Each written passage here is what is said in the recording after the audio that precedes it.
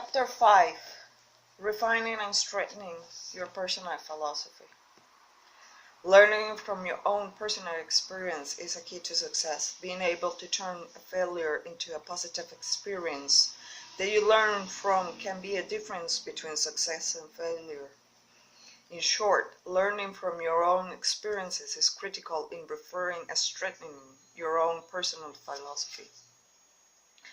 It is also vital that you learn from other people's experiences as well. This point couldn't be more obvious, but people consistently overlook it. You simply can't experience everything. Taking the time to recognize the experiences, the successes and failures of others can help you achieve what you want in life. You can learn a lot from failures and successes of all sorts, both your own and those of others. When you take the time to learn from the successes and failures of others, you're learning how to avoid the dangers and maximize the opportunities that the world presents. We can use such information for the purpose of self-education, which is what personal development is all about. Now, in no way I'm telling you what to do. While there is a great deal of advice in this book, it's ultimately up to you to define and decide upon your own unique path. I am only outlining what is possible and letting you know that through the process of personal development and self-education, you can make substantial and tangible changes in your life. Keep this in mind. You're not a tree. You're not an immovable object stuck in one place with virtual no mobility. As a thinking, mobile human with intellect and free will, you can interact with your environment on a high level. You can take your own personal philosophy, born out of self-education and personal development, and make dramatic changes. These changes can impact the world around you and, of course, your own life as well. At the core of everything is your personal philosophy. How you will approach opportunity and danger, and how you will approach right and wrong, and how you behave and interact with the world will define your level of success and even the legacy that you will leave the world. A second factor is redefining and strengthening your personal philosophy is your attitude. It is one thing to understand that you are a dynamic being capable of interacting with the world, but your attitude is also a key component in the process of success and happiness. We are all affected by what we know and we are all also affected by how we feel. No matter how stoic you might be, your decisions will be impacted in some way by your emotions.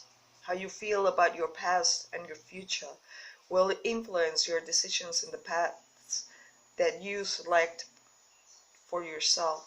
Realizing this factor will help you strengthen your philosophy and your approach. So much of accomplishing what you want in life necessitates looking back at your experiences so that we know better how to proceed for the future. Projecting yourself out into the future and thinking about where you want to be. This process can begin with some very simple steps, such as writing what you want out of the future.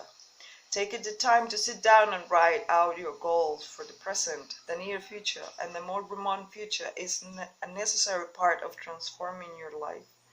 My mentor showed me the value of taking these steps, and in fact, I will even go so far as to state that this is one of the singlest greatest gifts that you can give another person. Teaching others the value of establishing their goals and moving towards them is priceless. So stop and ask yourself some important questions. What do you want for yourself? What do you want for your family? What do you want for your business? How much are you willing to give? How much do you want to share? What are your goals? Are these goals inspiring? How do they make you feel? Remember that asking questions is how we begin to acquire knowledge, both about the world around us and ourselves as well.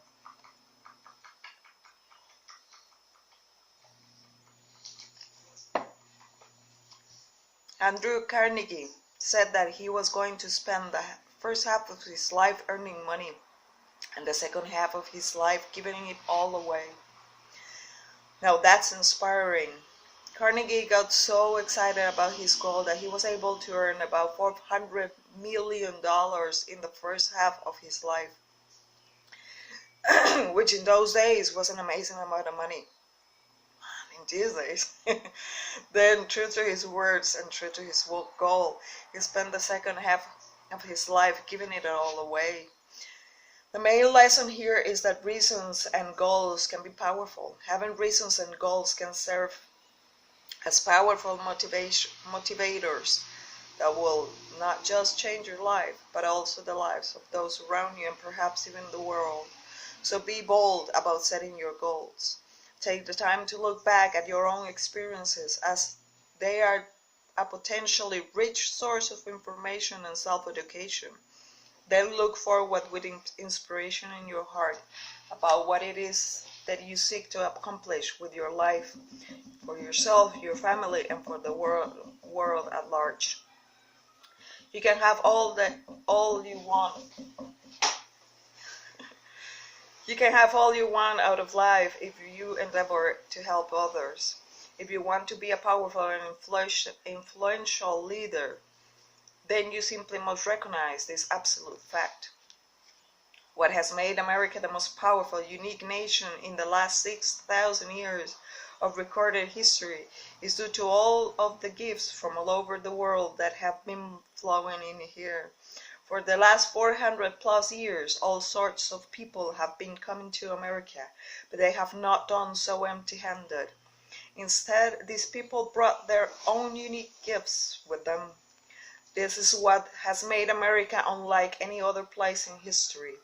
The gift of language, the gift of freedom, the American work ethic, the gift of knowledge in all of its forms, the gift of inspiration, vision, and enthusiasm have all blended together to make America unique and great.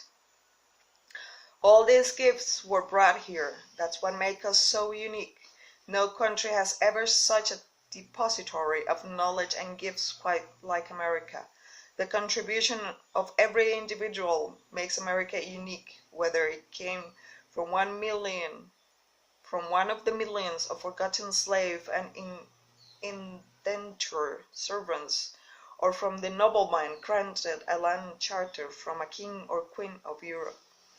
One person doesn't make an enterprise, nation, or economy. It takes all of us to make an economy.